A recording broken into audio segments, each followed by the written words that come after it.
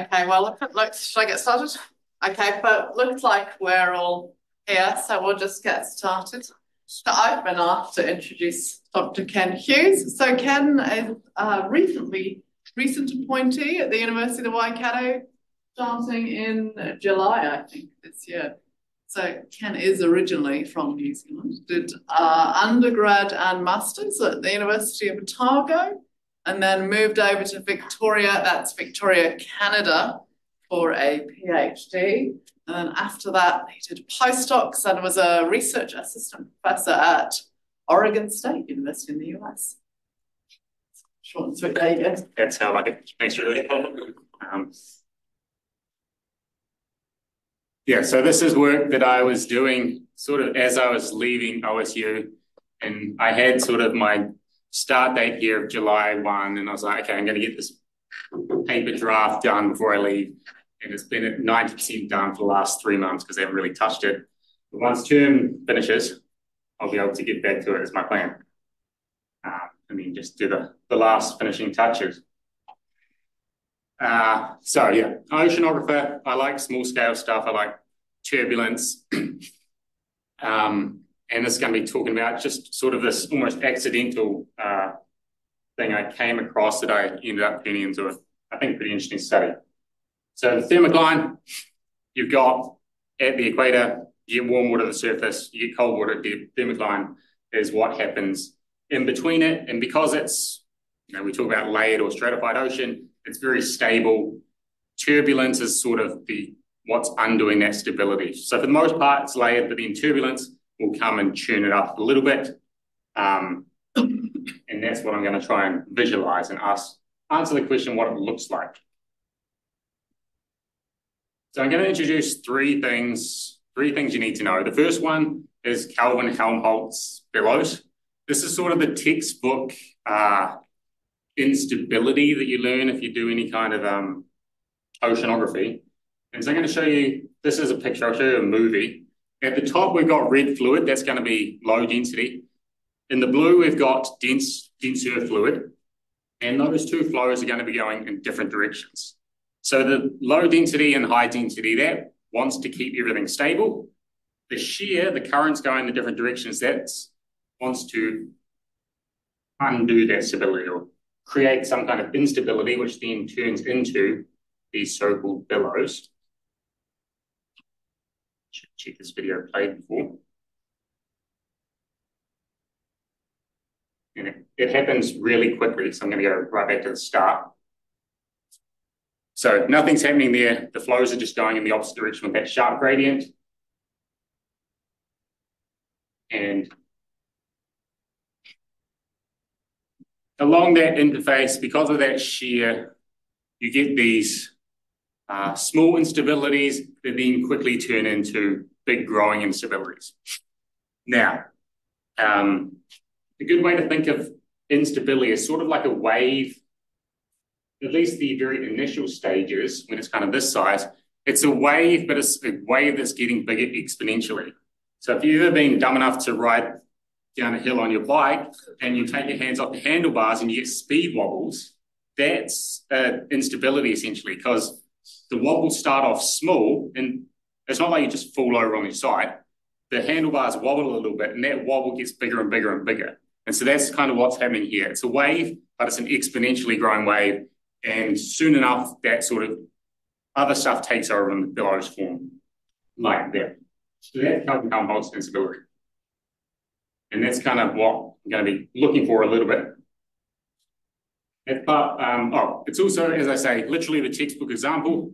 Textbook on instabilities. This is Kelvin-Helmholtz. You can see it in the clouds if you're lucky enough. The second thing I need to introduce you to is where we are, or where the study is. And it is in the equatorial cold tongues, specifically here at 140 degrees west, kind of the middle of nowhere in the ocean. But in that color scale is how much heat is being drawn down in the ocean by turbulence, effectively, from across, I think, the 22-degree isotherm. So where ultimately warm water is mixing the most with the cold water beneath it. So the group I was part of has spent a lot of time measuring this particular region because, as you see there, it plays a disproportionate role in heat uptake in the ocean. And so I've spent several decades trying to work out all the details of the turbulence that explains it. And here's sort of a 3D view. You've got, as you go west to east, across the Pacific, the warm,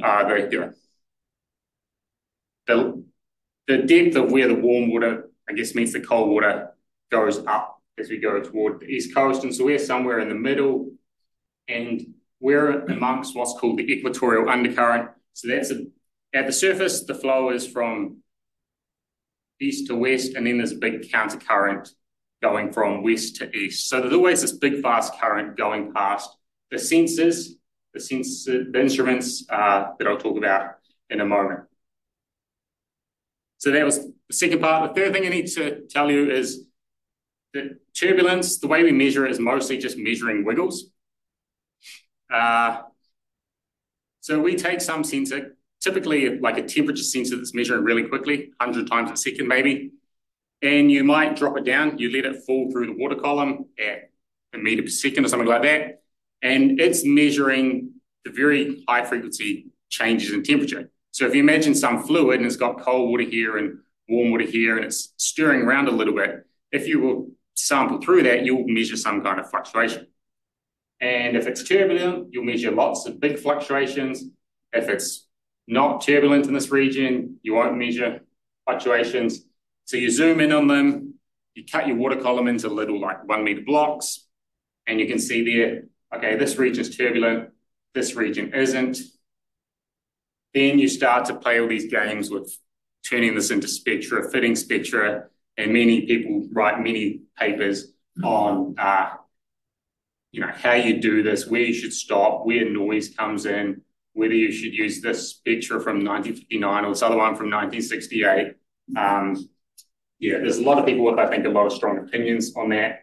I'm kind of more of the opinion close enough is good enough, because these things change so much. You can clearly see this area very different to that. These spectra very different. They're the same shape, but one is much higher than the other. And we do all of this, we come out with a number, it's a turbulent dissipation rate, and we mix that to how quickly the ocean is mixing. And that's all well and good, but it's a very kind of one-dimensional picture. You're just taking this profile, or either that, or you're towing something through the water horizontally.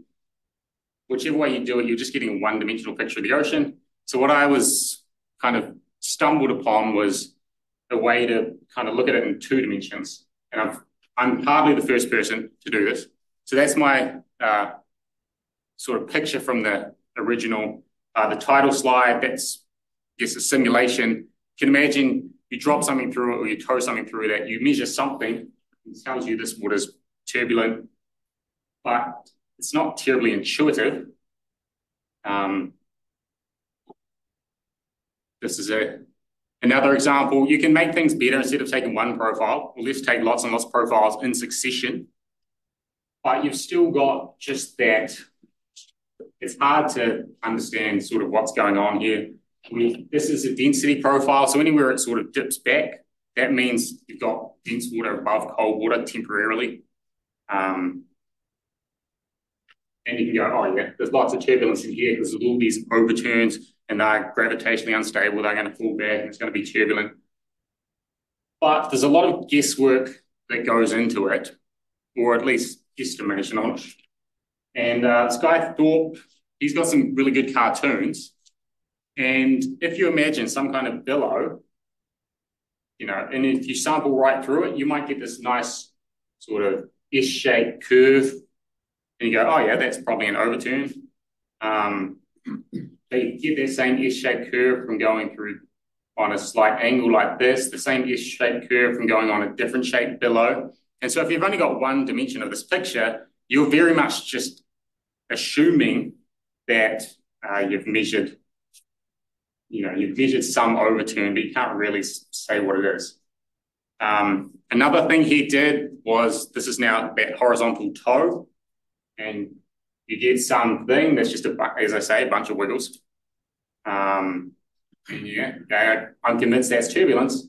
And then his interpretation is, okay, assuming it's these billows, and some of them were breaking, some of them were just forming, and that's why we've got this picture. So, I mean, I kind of trust him because he knows what he's doing, but still a lot of just squint and believe. Especially when this is what these billows look like. You can see this is in a simulation, but if you were to put something vertically through those or horizontally through those, it just depends on where you're going through it or what time of the event. And you might see this S shape, you might see many S shapes. So you're like, is that multiple individual overturns? Is that the end consequence of lots, the end of one big event that's then broken into many things? It's kind of tricky without that two-dimensional picture. Also, just as an aside, this 1974 picture, not that I'm jealous of people who had to do work without computers and all the modern technology. I am jealous of people who could write a 2-sentence abstract and get it published. Nice and simple and to the point. I kind of wish we could go back to that maybe a little bit. I don't know. So Thorpe's name keeps turning up because he did a lot of work in the 70s in Loch Ness. So I'm now going to talk about various ways that people have addressed this problem of we've only got one dimension. How do we get a two-dimensional picture of the ocean? So Thorpe went out, he put lots of temperature sensors, lots, like 12, maybe a meter, half meter apart or a meter apart. And he did that and he, measured them, I guess, as the flow goes past. And he saw this temperature thing, which looks like kind of a mess.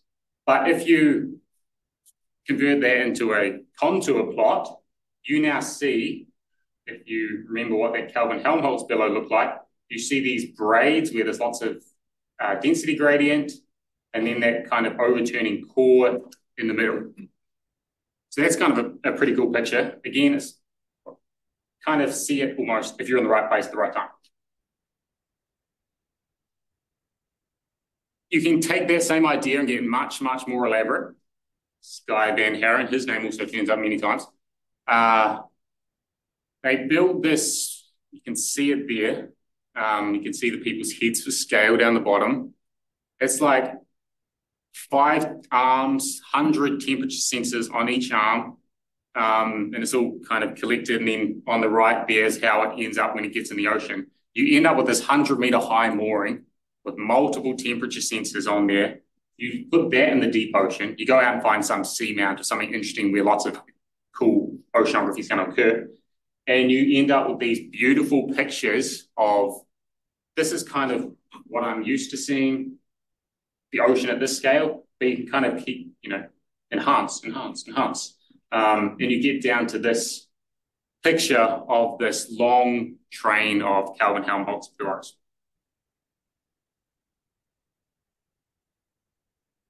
And another set of pictures he got, this big overturning, kind of like when a rapid forms in a river behind an obstacle, gets hydraulic jump. Same kind of thing is what he's seeing in these pictures. And so let me just explain the difference. The top one is just the temperature he's measuring. And the bottom one, because I'm going to be doing the same, the bottom one is the temperature gradient. So the red stuff is where there's sharp layers, and seeing those layers just helps visualize things a little bit better. Another way to do it is with echo sounders. What we're seeing here is a nonlinear internal wave passing by, and there's some instabilities forming on that. And if you have turbulence in the water column, it actually scatters sound in a measurable way. Just like zooplankton scatters sound, so does turbulence. So I think fish and zooplankton, I think these are all fish. But what we're mostly focusing on is the braids. These high density regions, they scatter sound back.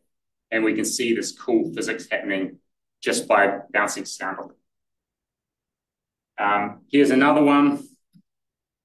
This is, I think this was actually like clean water above muddy water or something like that was what was interesting about this. But again, you're seeing these braids in the echo sound image. So these people have seen these Kelvin-Helmholtz instabilities, and yet another example in an estuary, I forget. So all of these people, they've seen Kelvin-Helmholtz billows in the wild, and it's kind of, I think of it like a geologist maybe finding a fossil. You might not be the first person to find a fossil, but finding one of these in the wild is kind of like a rite of passage, I guess, for an oceanographer. So I'll show you the one that I found in a moment. You can get even more and more elaborate on how you measure two-dimensional pictures of the ocean. This is a particle image velocimetry. You fire, you kind of light up a little square of the ocean, like 30 centimeters by 30 centimeters, fire a laser at it, and track particles as they move. I think this is my favorite picture of turbulence. You can very much see all of these eddies moving around. But of course, that's just a tiny little square of the ocean, and this thing is rather elaborate. You can't go out and put it wherever you want. These people decided, well, maybe you can put it wherever you want. You build this 1 ton, 3 meter high, big contraption, and I think you let it fall through the water column, and you do that same PIV technique as it's going down. Very elaborate, very cool, but of course, a lot of effort. So I got one more example of people who have done stuff. This is, again, going back to just, let's measure lots and lots of temperatures. This is a float. We say float in the ocean, even though most of the time they're not floating on the surface. They're just or they're going up and down, or they're floating along on some surface. So this one's floating along. It's kind of moving up and down slowly with the water. And it's got all these temperature sensors. And so as it's getting some swath, it's as big as the instrument, 2 meters high. And like I say, it's moving up and down a lot. But you can zoom in on these swaths there. In this case, you're not actually seeing turbulence. Because it's so layered, the turbulence is subdued, for lack of a better word.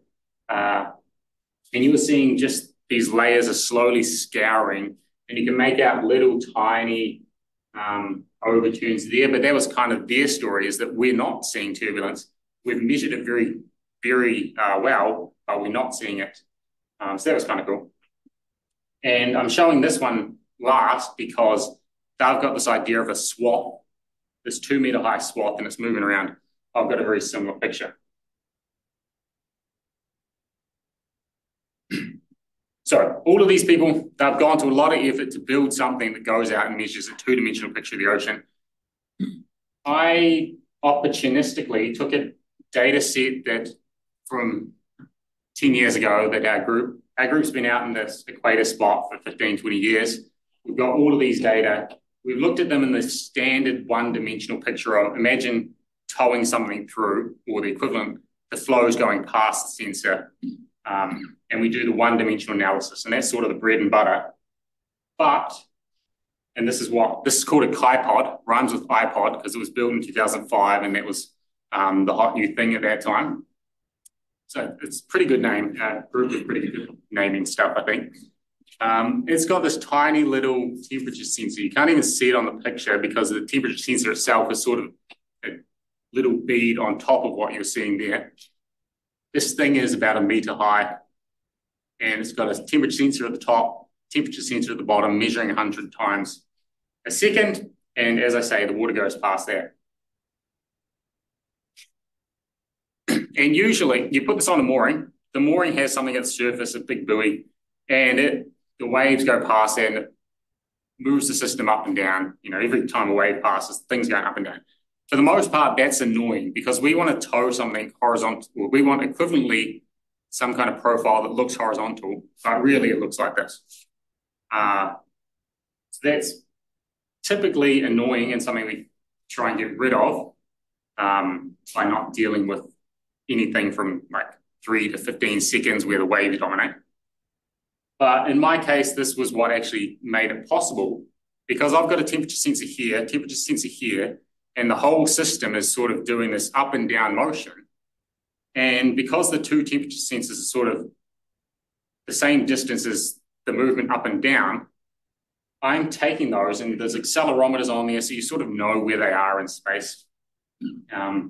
That's what this top image is showing there, that you've got the vertical position, it's going up and down. So this whole time, it's kind of, as you measure the temperature and the position, you can get a two-dimensional picture of the ocean, or a swath, as I like to call it. And so that was what was on the title slide, is sort of a schematic of that.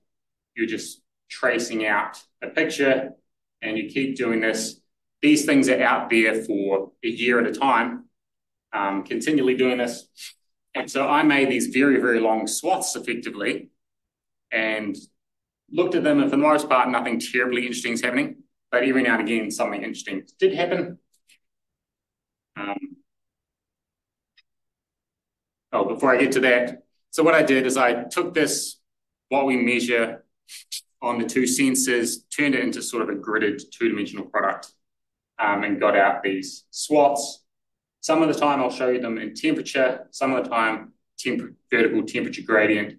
So it's the same picture. This bottom one just sort of accentuates the layering.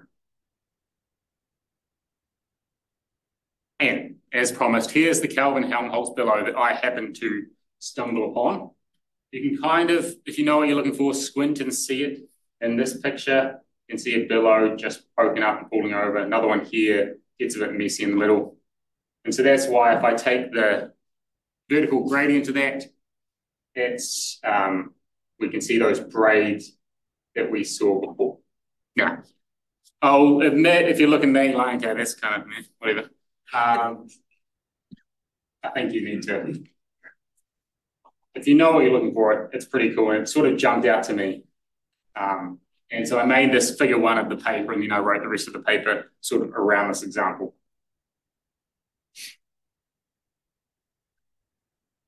But that was a cool example. The main story was that most of the time, nothing's really happening, at least at the depth that I was looking at. So as I say, I made these long, wide swaths. And here's what they look like to start with. And you don't really see much because we've got such a narrow swath, and we've got a sensor at some depth, but the background ocean is sort of like moving everything up and down behind it. So that swath is not really measuring a fixed volume of water. It's just measuring whatever it happens to see. So we need to sort of zoom in and time a little bit. So we're going to zoom in to 30 minutes, I think. Yeah, there we go. This is what our raw records look like. A vertical position, some temperature. And what I do is I do all my work to put that into a contour plot effectively. And when I do that, I can now start to see the colors of the temperature. I can follow a particular isotherm going up and down. So I'm seeing that background water kind of moving up and down past the sensor. And I've got that reference thing. I can calculate it, so I can flatten it all relative to that. And I get this new picture.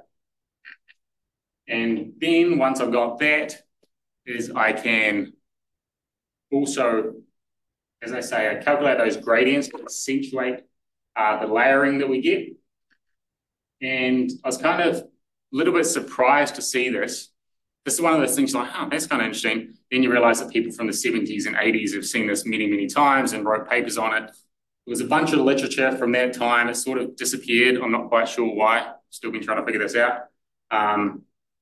So I'm going to have a bunch of references to 40, 50-year-old papers. They were trying to figure this out. But again, they had very much this one-dimensional picture of the ocean.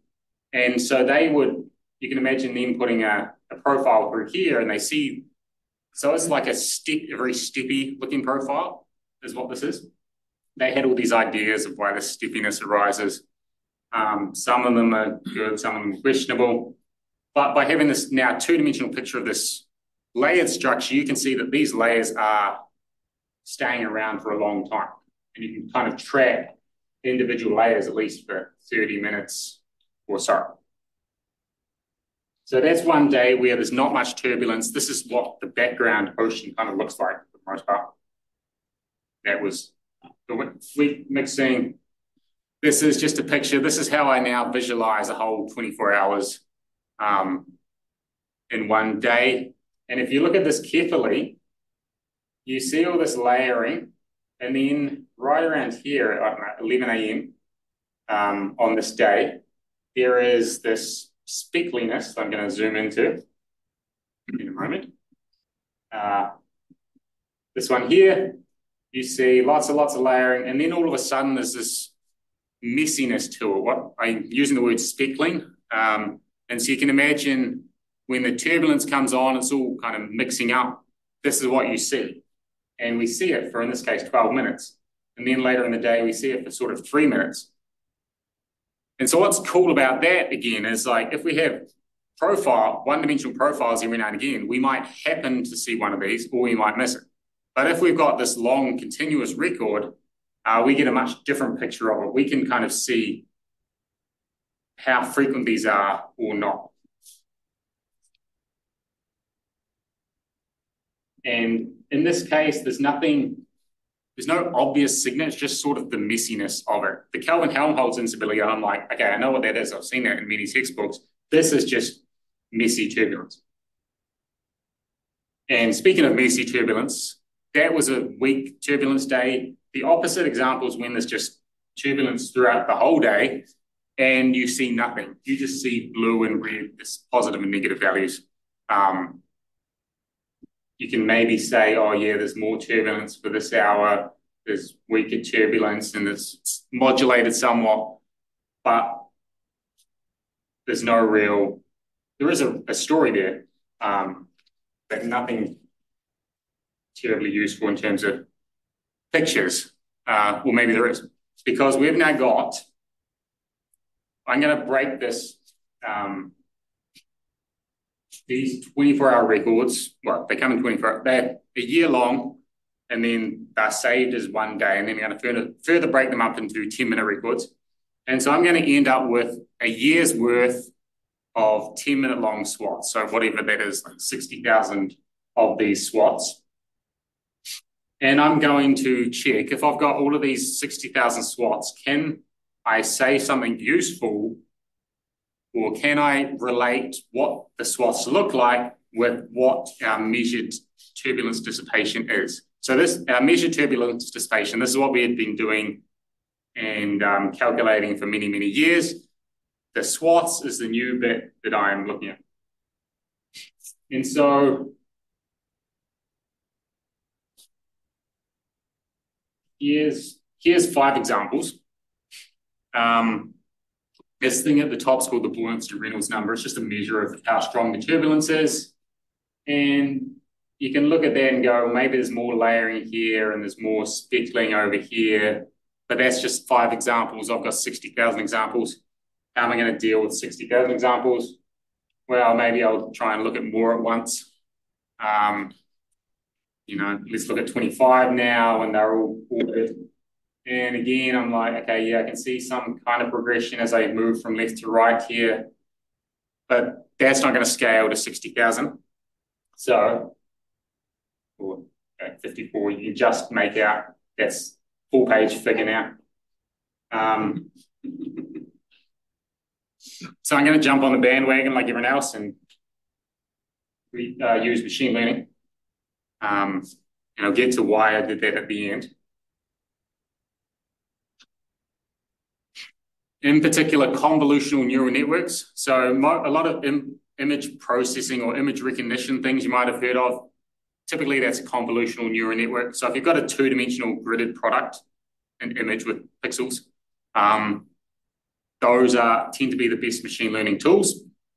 The reason for that is because it can recognize pixels like that are next to each other. If they are somehow related, it will pick it up. And so you split your data set into half of them. I'm going to train on, I'm going to let the machine learn the patterns in half of that, and then I'm going to keep the other half and test on it. And if you particularly interested, this is the whole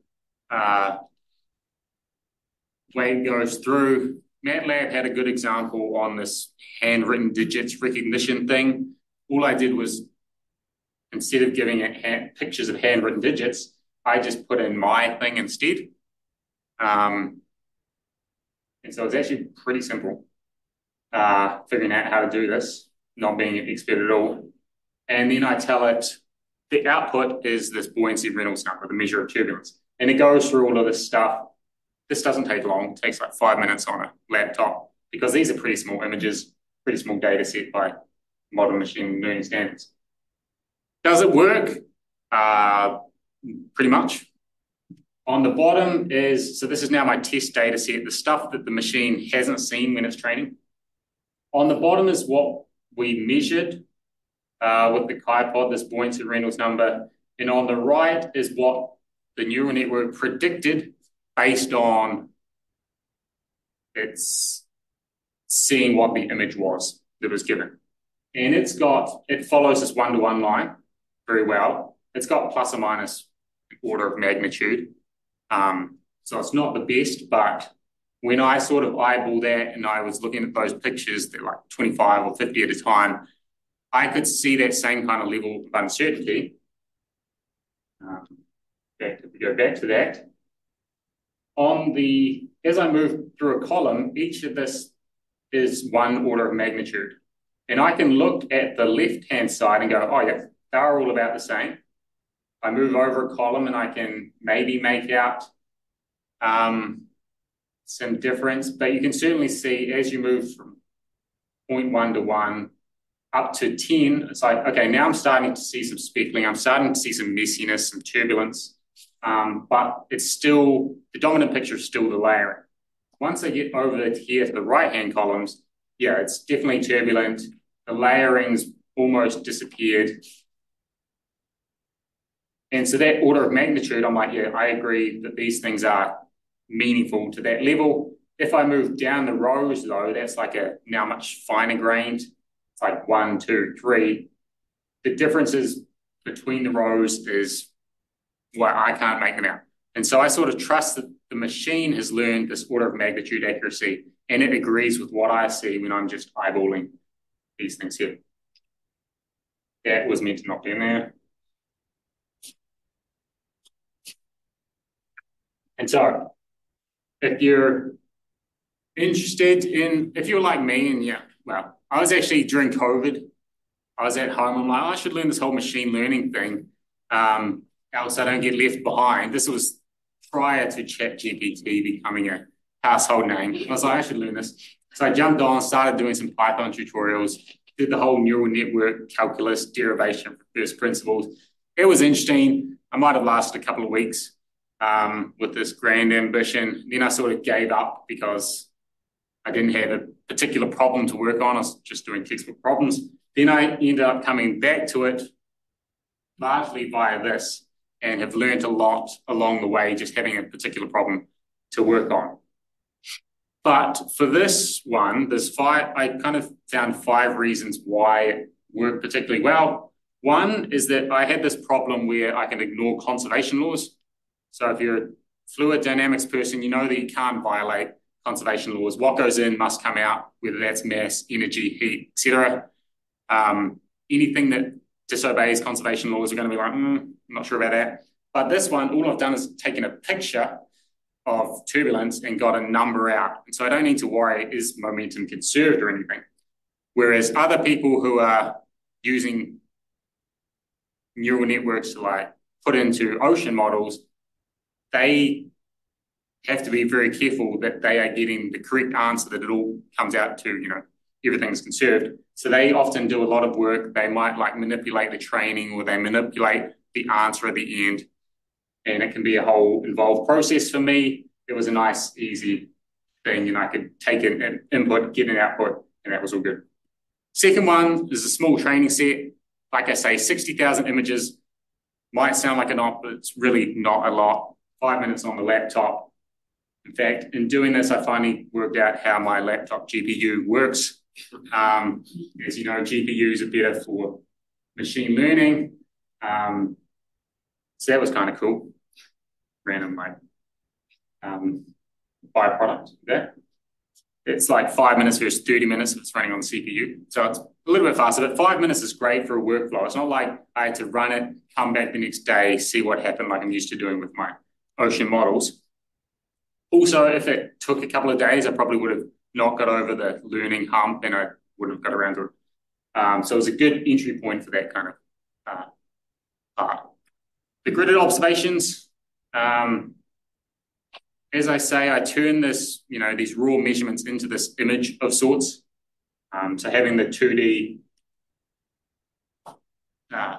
thing with pixels really helped. Fourth one, the data set's already labeled.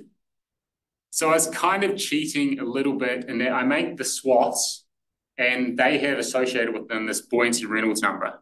Now that buoyancy Reynolds number actually comes from the same temperature sensors that I'm calculating the swaths from. So it's a little bit circular, but that's fine. But so when I'm saying they're already labeled, is that I've got these inputs, the images, and I've got the buoyancy Reynolds numbers, which is the labels. So I've got the inputs and the outputs. Whereas I've got biological oceanography colleagues at OSU, they were developing this plankton imaging.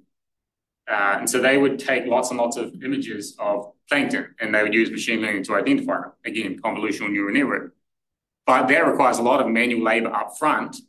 Like they've got, I think it was 100 species of plankton, 40,000 images, and someone's got to manually go and label all those and get them right. So that's a lot of effort. Avoiding that step is pretty handy. And then the last step is the limited dimensionality. I've got a 2D image and my output is a single number. Many machine learning things, the output is just as sort of complicated as the input. If I had an input image and an output image, then I'd quickly get into this multi-dimensional space. Because I've only got one number as the output, it's very easy to organize things. I was showing you the rows and the columns, but I can just look at a page, and even if there's 50, I can look at that, eyeball that, and look at 50 samples at the same time because it's just one dimensional. So that made it kind of easy. The other takeaway was, well, how come I showed you that one Kelvin Helmholtz instability below? That was my sort of one finding. I looked through the rest of the year and I couldn't find it. I found another set. I was like, but I wasn't convinced enough to put it in the paper. So why were there so few of those when I was showing you all those early examples when people are seeing them? And it's because they only really form in certain situations. This is the top 150 meters of the equatorial ocean. And this number, when it turns sort of yellow and red, that means the ocean is susceptible to these instabilities in this particular case study. This sensor that I was looking at was down here in the blue. So for the most part, I'm in a region where I'd expect lots of layering and not much of these billows, and I only see the billows on occasion. So that's not surprising. Another reason might be that we get, as oceanographers, a little bit caught up in the idea of this Kelvin Helmholtz instability because it is so nice and neat and it has this beautiful structure. But if you remember back to that video I showed, we started off with this perfectly stable, like sharp gradient between the red flow and the blue flow. The ocean's always got some background pre-existing messiness to it. And so what this paper showed was, here's the textbook examples when you start off with some quiescent background. Here's the much, much messier situation. And if you start off with the messiness, that clean instability can't form because all this background stuff is just stirring it around. So there's a good chance that we are sort of just, the reality is the ocean is just messy. And so we don't see these billows except on these very rare occasions when something just happens that they come out nice and cleanly.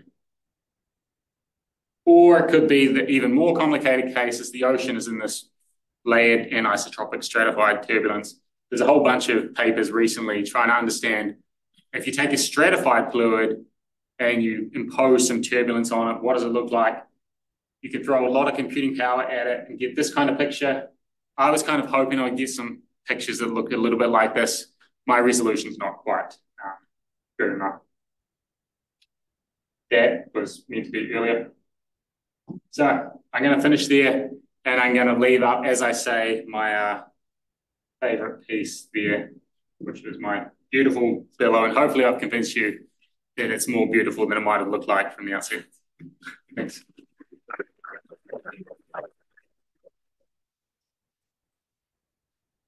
Questions for Ken? We can see if there's any online as well.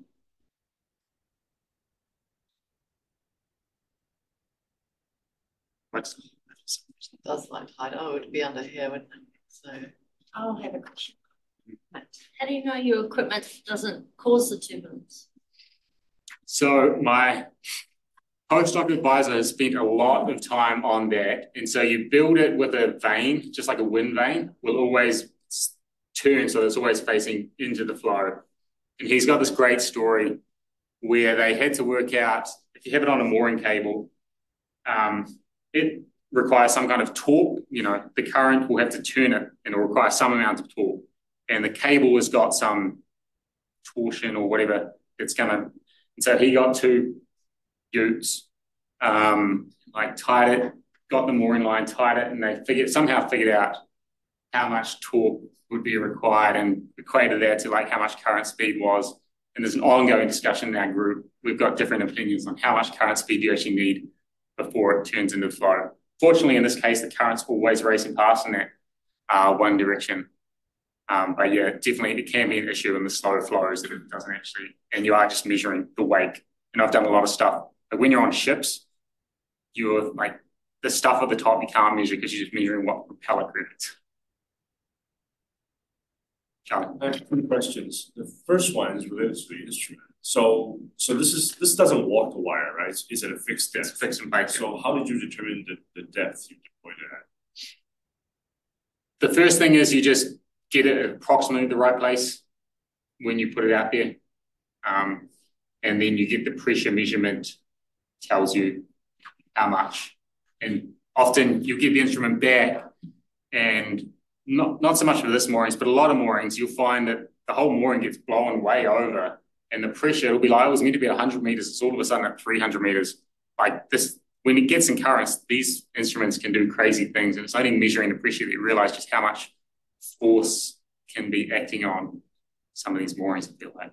Yeah, and that's why I was wondering why it doesn't walk the wire, right? And then that means because right now you're sort of limited to a 3 meter swath, yeah. Right? But it's a wire walker, knowing that it's a lot more power to do that. Mm-hmm. Or you could just have multiple instruments on a string. Mm-hmm. Why was it that deemed sufficient to have one? So what we usually do is we'll have a mooring, we'll put 5 or 6 in the top 100 meters. And with that, you get, point measurements, and you get some course profile, as you're implying. But it was never designed for this kind of thing. I've sort of written in the paper, well, maybe we should plant like 5 of them right next to each other. And instead of a 2 meter swath, we'll get a 10 meter swath. And I think that would be really cool. And there is some history of people going out and doing just that. Well, I think I showed one of them, you just put lots and lots of sensors. The wire walker concept doesn't work as well for turbulence, just because then you're adding a whole bunch of vibration into the system. Then the next question kind of comes back is, how are you not just measuring, how do you know you're measuring turbulence in the ocean as opposed to something else? Second question, sorry. The machine learning part. So basically what your labels were not generated by human interpretation. This is basically generated through a mathematical transformation of the data. Yeah. So to me, just being very critical, right? That perfect correlation represents the fact that the equation is pretty good at ignoring the noise, right? And taking your data set into a single, transforming it into a single number, because not all equations do that. Some equations generate randoms. Right. So that, wouldn't you say that your machine learning results is more of a validation of the robustness of the way you quantify right? The turbulence characteristics as opposed to a real sort of external validation of the data set. Yeah, it's very much a internal consistency kind of proof. And I spent a lot of time, I can't even remember if I still need to do the wordsmithing on how I'm going to write this in the paper. Like, yeah, I agree. It's not some external validation or different independent data set, which would be really nice, but probably make things more confusing. And so that's why I threw out words like exploratory and opportunistic and all these kind of things in the paper just to temper down expectations in that kind of context. Josh. So similar in a similar vein, and excuse my naivete, why can't it be done in a three-dimensional space? So to do it in a three-dimensional space, so currently we've got sensors, it's like we've got the vertical and then we've got the flow past, that creates 2 dimensions. To get the third dimension, we'd sort of need like a bunch, I guess, of temperature. We'd need like a 2D array of temperature sensors plus the flow through to get a third dimension, which would be very cool. I imagine people probably try to do something like it, but oceanographers like to stick to their low dimensionality. Modelers love, like taking models, you get a 4D, X, Y, Z, and T. And that's all very nice and useful. But observationalists, we stick down to 1 or 2Ds, 2 degrees, 2 dimensions max. So even though that is the case, did you play it all with the third dimension, like you go further south from where you were, just in one place and see whether it was similar to what you were getting? Surely you attempted to do that. I've not attempted. That's I'm taking the approach of I've got the one data set that I've done well. I'm going to write the paper and I'm not going to touch any other data set. Else I'll end up on a rabbit hole and not get around to cleaning up and finishing this one. So I want to get the paper done and then say, okay, this is our method, and then we can go ahead and apply it before I end up not finishing project number 1. That's my approach to that. Do you have any online? Nothing in the chat? Nope. I'll ask my, it's less of a question than a suggestion. So perhaps another thing to do is to do unsupervised learning, right? And just see what falls out. Because it seems to me that there's a lot more you can do with this data set. And of course, we have people who are very good at unsupervised learning. Good opportunities to. What do you mean a lot more you can do with this data set? Well, so right now what we can try and find out is whether there's diurnal pattern, for example, right? In the vertical structure of the temperature gradient. Because right now that's not really, I mean, you can do that. You don't need machine learning to find that out. I mean, we have so many beautiful methods with the time series to do that. You wouldn't need any machine learning. Yeah, but you could also, I don't know, to me, because the rev number is a very good one, as you have demonstrated, right? I'm just wondering, right? Because the cost of doing unsupervised learning is now so low, right? It's like a day's work, basically. Might as well try it. My argument against that would be that this is sort of like machine learning is the lazy way to do it, I guess. With one-dimensional, we've got all these spectra, all these methods with all the analytical formula. It isn't sort of the equivalent for 2 dimensions. And so I'm like, if there's not an existing model for what a 2-dimensional thing should look like, I'm going to be lazy. I'm going to throw it in and see if there is any pattern. The supervised learning would be taking that even further and saying, just find me stuff, but then you've got to go 2 steps back to what is the underlying physics. And so I haven't got around to the question of, is there physical or is there like mathematical forms that I can put to this that explains the pictures the same way that the model is seeing them? Because this is somewhat unsatisfying. Yes, it works, but like any machine learning, it's a black box. We don't necessarily know why it works. So this was just to prove that there is skill in the image, but I'd much prefer to be down this end of I can also give it a mathematical formula. Yeah. Just in this case, I didn't want to do all that work. Yeah, no, I see that. I totally see that. So that's why you guys are being defensive, because you like to be able to explain things with physics. Whereas I'm being a biologist, I'm just trying to find the pattern first, when working out the mechanism later. But I don't know what more you'd expect to see. Extreme events, for example, right? So machine learning, this type. But that just comes out in the dissipation rate, essentially. Yeah, I've done other stuff with a colleague who's doing other chi-pod machine learning things, and he's dealing with all the extreme cases and trying to figure all that mess out. That ends up being, you spend as much time trying to understand what it's learned, and maybe I'm just saying the same thing now. Yeah. Oh, okay. So it sounds like somebody's already doing it. So yeah, people are doing it, especially with models where you've got the 3 dimensions and there's so many more degrees of freedom.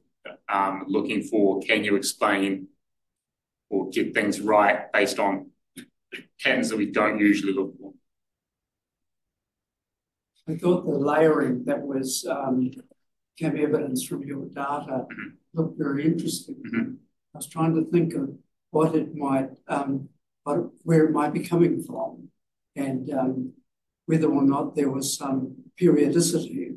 So what it's really showing, because it's in the derivative, there's some oscillation, and maybe that is a periodicity that your data, plus some machine learning maybe, if that made it easier, could reveal. And that would be interesting, for me, unexpected. Yeah. No, the layering is, like I briefly said it, these papers from the 70s and 80s, they tried to come up with theories and they tried to explain this irregular steppiness of it. And yeah, it's got oscillations. You can see the background. I wish I could figure it out, but I'm not sure how much I will learn in doing so. All right. All of you. Yes. Well, let's thank Ken again. Thank you.